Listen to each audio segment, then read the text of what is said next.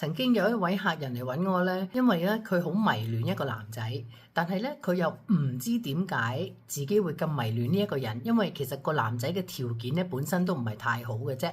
咁佢就覺得好奇怪，所以嚟揾我幫佢睇前世啦。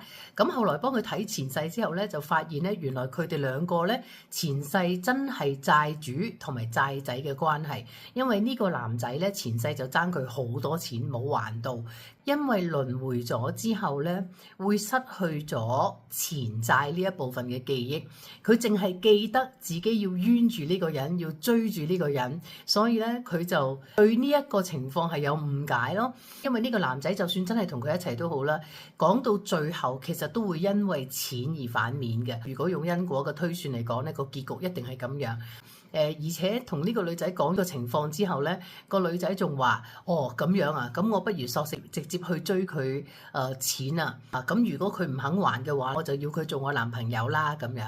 OK 咁但係如果大家都想知道，而家同你糾纏緊嘅呢一個人前世究竟係有咩關係，有咩因果喺裏邊呢？你可以嚟揾我，咁我幫你睇一睇。有時候呢，因為因果呢，自己唔清楚嘅話呢，好多時都會有誤解。其實而家嘅狀況可能唔係你想象咁樣嘅。OK。